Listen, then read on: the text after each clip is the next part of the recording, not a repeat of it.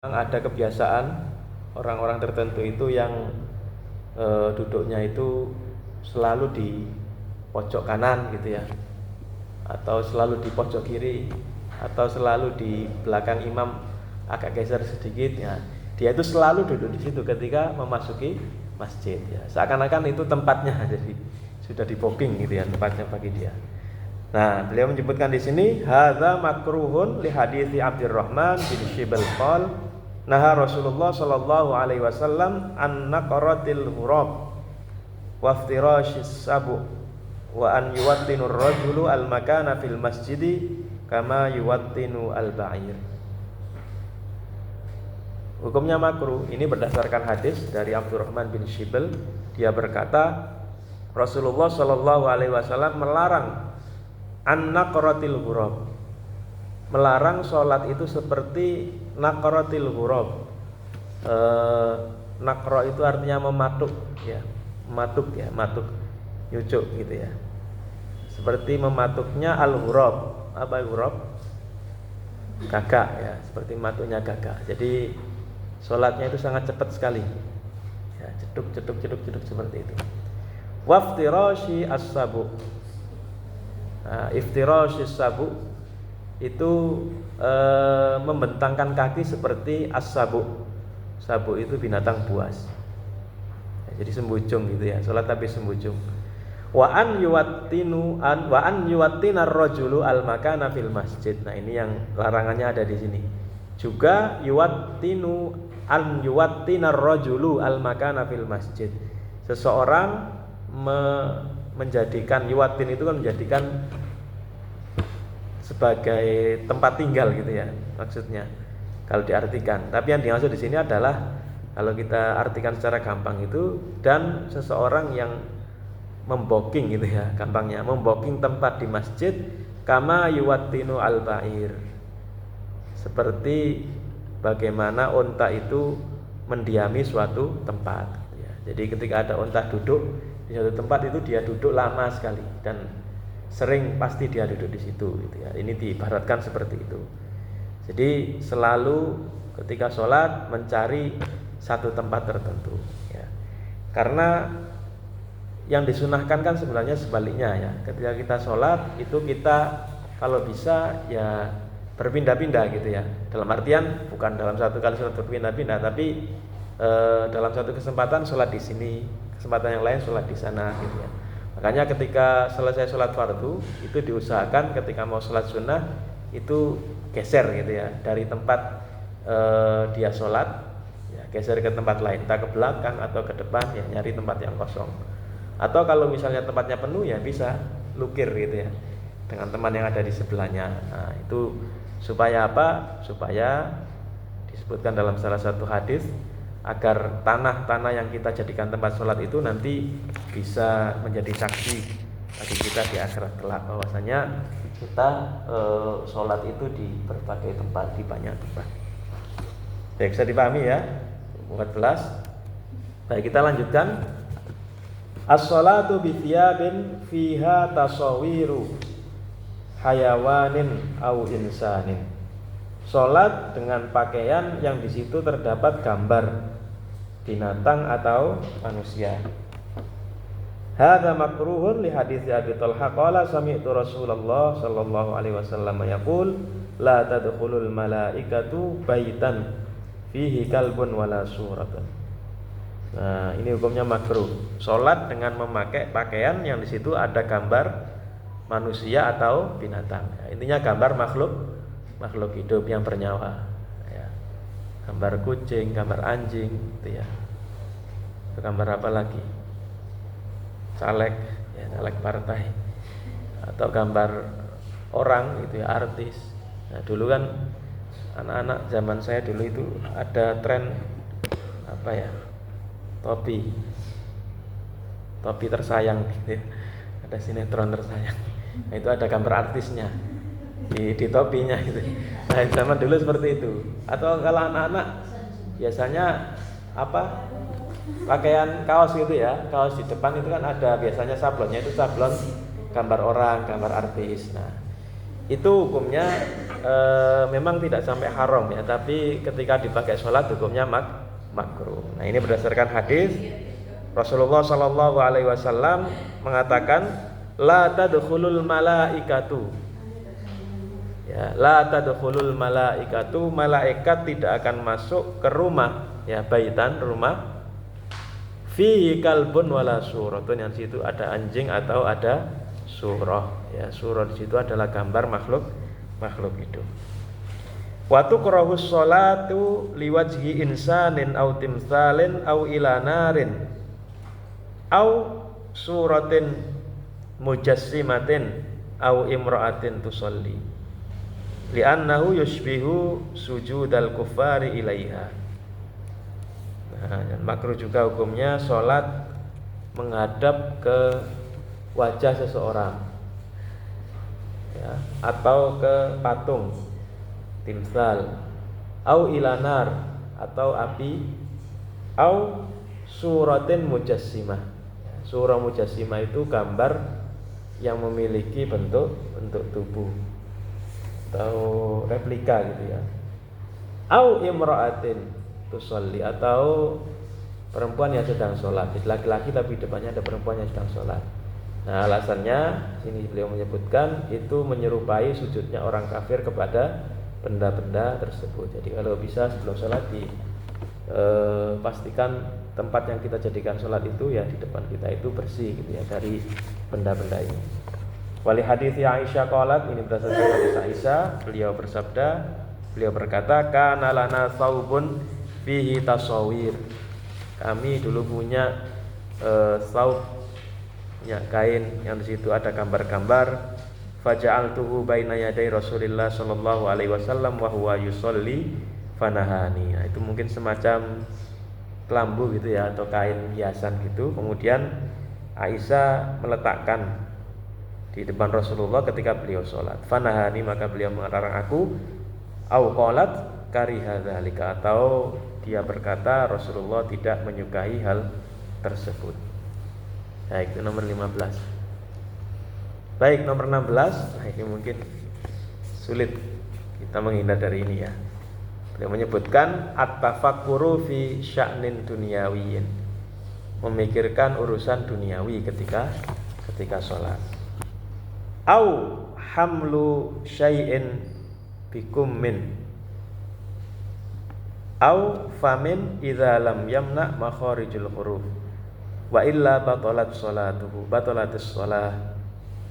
Au hamidallahu li'atisin au bisyaratin busyira biha wa huwa yusolli wat tasa'ub li'annahu minat takasul wal imtila wa minasyaitan. Nah, yang pertama, makruh memikirkan urusan-urusan duniawi ketika sholat. Jadi sholat tapi pikirannya itu kemana-mana gitu ya, tidak konsentrasi.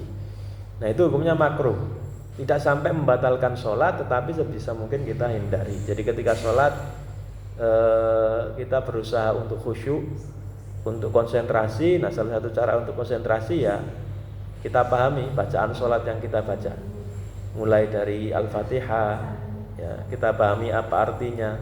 Alhamdulillahirabbil alamin, ya, segala puji bagi Allah Tuhan semesta alam, Ar-Rahmanir Rahim, dan seterusnya. Kemudian ketika ruku, ketika sujud sampai tahiyat ya, itu supaya salah satu caranya supaya kita bisa konsentrasi itu kita pahami bacaan sholat yang kita baca. Karena kalau tidak demikian itu gelambiar ya. Apalagi kalau kita sholat jamaah. Nah, apalagi kalau kita sholatnya masbuk, masbuknya hanya 2 rakaat. Ketika imam selesai salam, dia karena dari awal sholat dia kepikiran yang lain-lain ya. Akhirnya ketika selesai sholat atau imamnya salam, dia kan otomatis harus menyempurnakan sholatnya. Itu lupa, ini saya sholat dapat 2 rakaat atau 3 rakaat tadi ya, saya ketinggalan 1 atau ketinggalan 2. Ada yang pernah mengalami seperti itu? Ya, jadi itu salah satu contoh ya. Berarti kita selama sholat tadi itu pikiran kemana-mana sampai lupa jumlah rakaat. Nah, itu salah satu contohnya. Nah, maka di sini beliau menyebutkan salah satu hal tersebut hukumnya makruh. Nah, kemudian makruh juga ini hamlu syai'in bikum min au famin. Mengemut ya, mengemut itu apa bahasa Indonesia? Ya, memasukkan suatu ke mulut ya. Idza lam yumna makharijul huruf. Jika tidak menyebabkan terhalangnya makharijul huruf. Saya rasa kok nggak ada ya orang, masa ada orang sholat sambil makan permen ya, nggak bisa. Nah, kalau seandainya ada seperti itu ya, itu hukumnya makruh jika itu tadi ya, hal tersebut tidak sampai menghalangi makharijul huruf. Tapi kalau sampai menghalangi maka sholatnya batal. Mungkin kondisi flu gitu ya, nah, dahaknya itu masih ada. Au hamidallahu li'atishin au bisyaratin busyira biha wa huwa yusolli, atau membaca hamdalah bagi orang yang bersin. Nah, jadi ketika bersin dalam sholat ya tidak usah baca hamdalah, ya, makruh hukumnya. Atau mendapat kabar gembira ya, ketika sedang sholat tiba-tiba ada yang ngasih kabar kita, padahal kita sedang sholat lalu kita baca hamdalah, nah itu hukumnya makruh.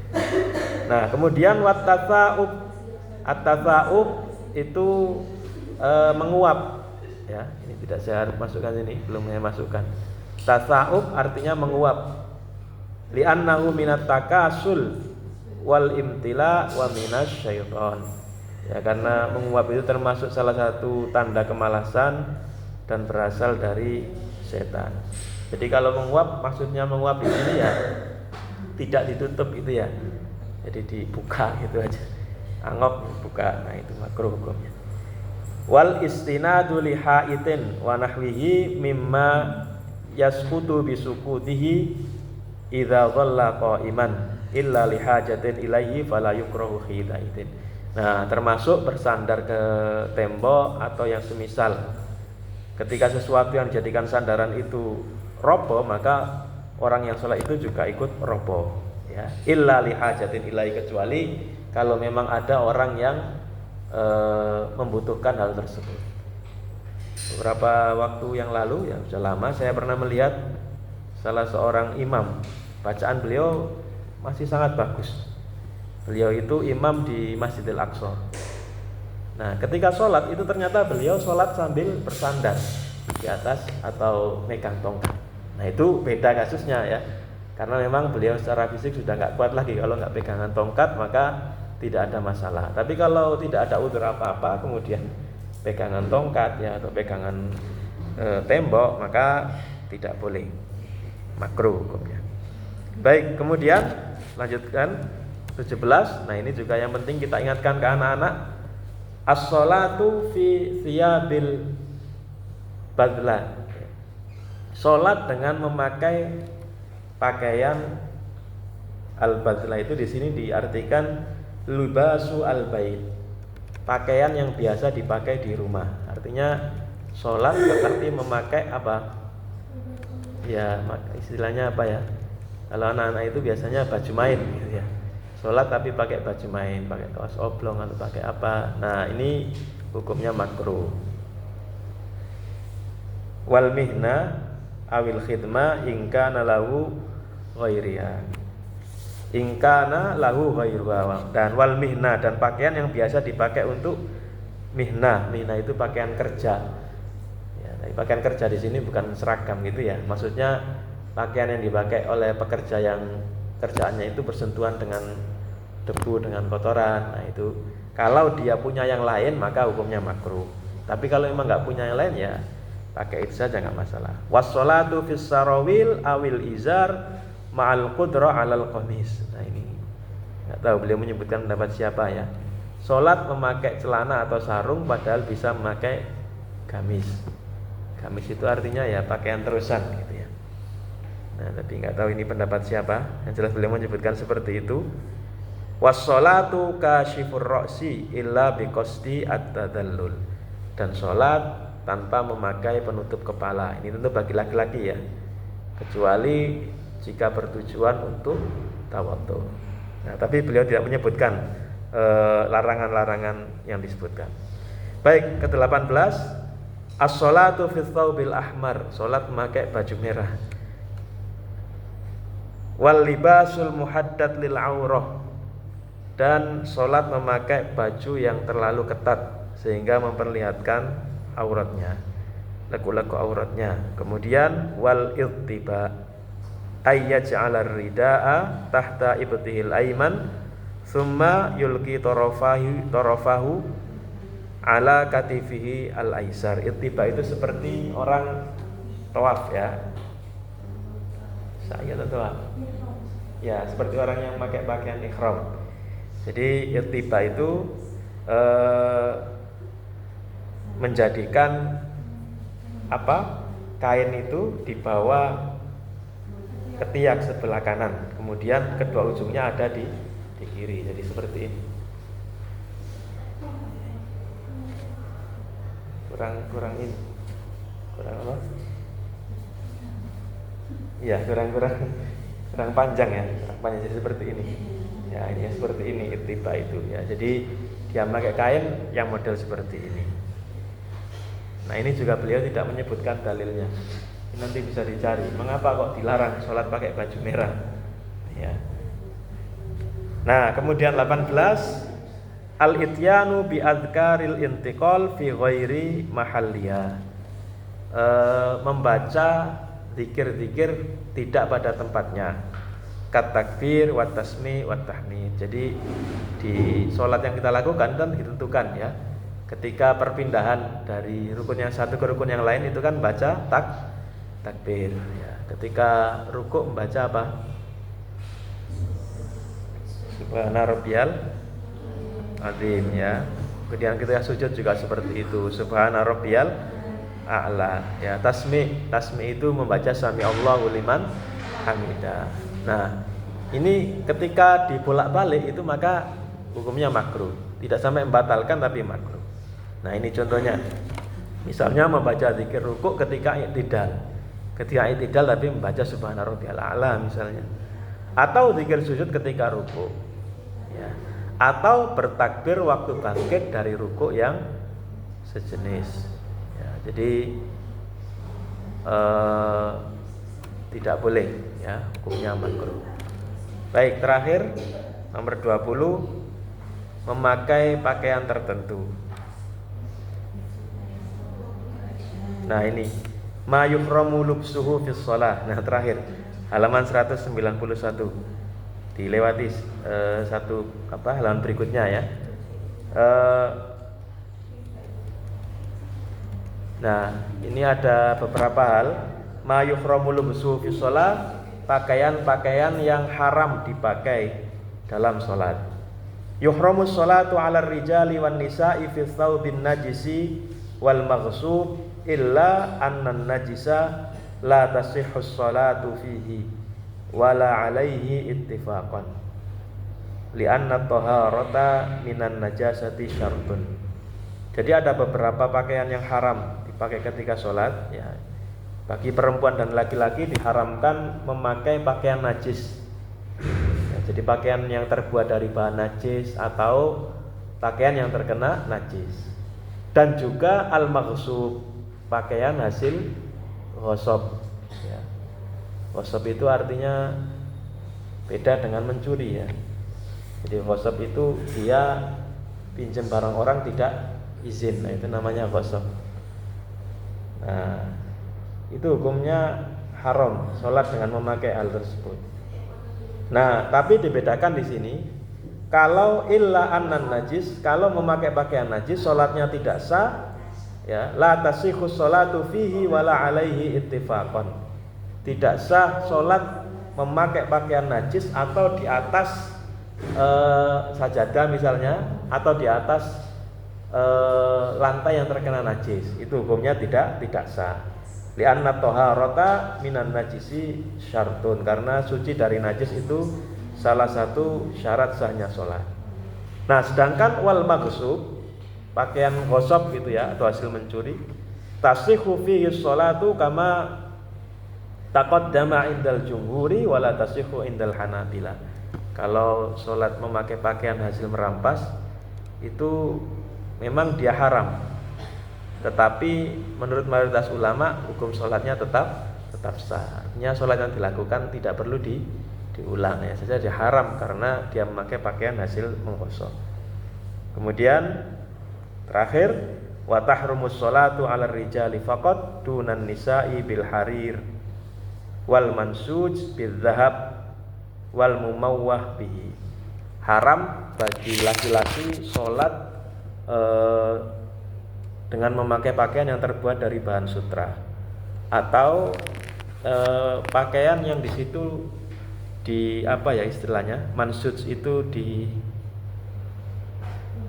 dikasih pernak-pernik gitu ya. Ada pernak-perniknya emas. Ya, dikasih pernak-pernik emas berdasarkan hadis Umar radhiyallahu anhu, la talbasu al-harira fa inna man labisahu fid dunya lam yalbasu fil akhirah. Jangan memakai kain sutra karena orang yang memakainya di dunia dia tidak akan memakainya di akhirat. Lalu hadis Abu Musa al-Asy'ari, beliau berkata, hurrima libasul hariri wad dhahab ala dzukuri ummati wa ukhilla li inathihim. Diharamkan memakai kain sutra dan juga emas bagi kalangan laki-laki dari umatku, tetapi dihalalkan bagi kalangan perempuan. Baik, mungkin cukup itu yang kita bahas di pertemuan kita di siang hari ini. Nah, ini satu lagi terakhir. Ya, ini beberapa hal yang tidak makruh. Kalau tadi kan sudah kita bahas tentang hal-hal yang makruh, ada banyak sekali, ada 20 poin itu ya. Nah, ini ada hal-hal yang tidak makruh. Yang pertama, la tukrahul masyu al yasiru fi sholati lil hajah.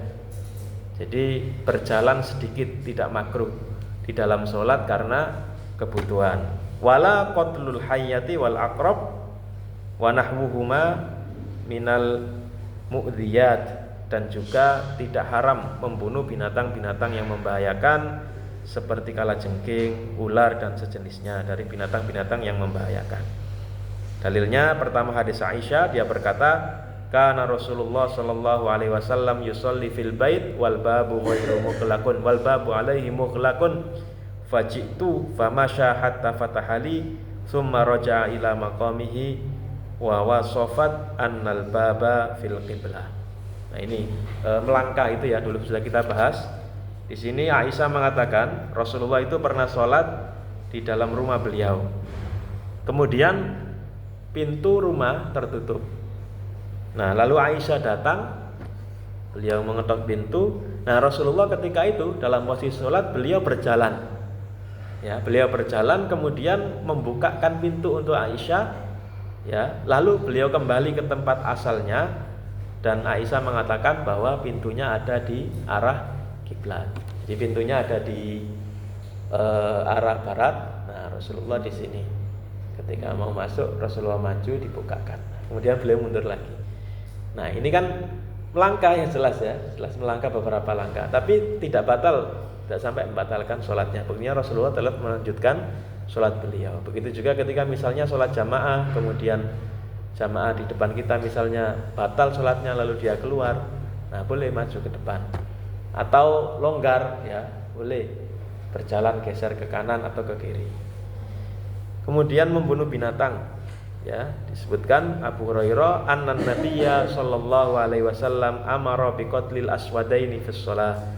Rasulullah memerintahkan untuk membunuh dua jenis binatang hitam dalam sholat, yaitu al-hayyah wal aqrab, yaitu kalajengking dan ular. Nah, ini menunjukkan bahwasannya hukum membunuh binatang itu dibolehkan, tidak makruh menurut mayoritas ulama.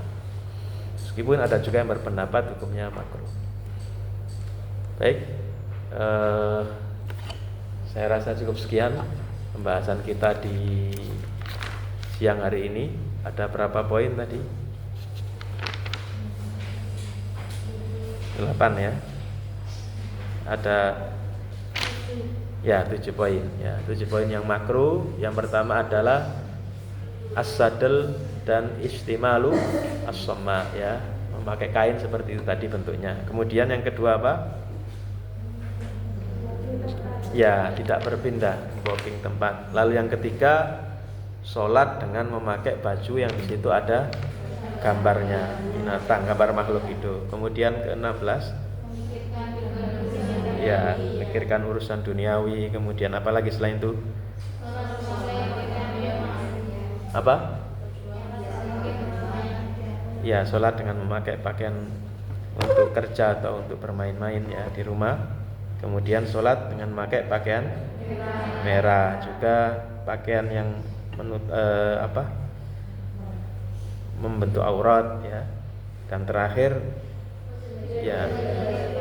ya terzikir tidak pada tempatnya. Lalu ada beberapa pakaian diharamkan dipakai ya ketika sholat, yaitu pertama pakaian najis, kemudian pakaian hasil menggosok, lalu sutra bagi laki-laki. Nah, lalu dua hal yang tidak makruh, berjalan ya ketika ada kebutuhan. Kemudian yang kedua adalah membunuh binatang yang membahayakan. Baik, masih ada sedikit waktu sebelum saya akhiri. Barangkali ada yang ditanyakan, silakan atau didiskusikan.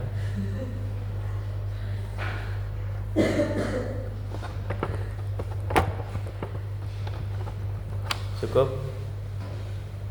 Ya, kalau tidak ada kita cukupkan ya.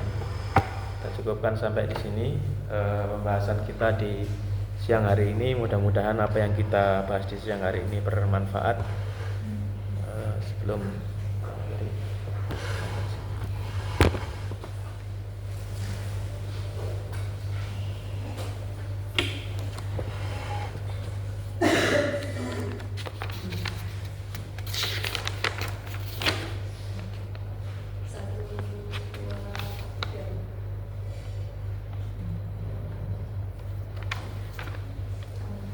ya, kita tutup pertemuan kita dengan doa kafaratul majlis.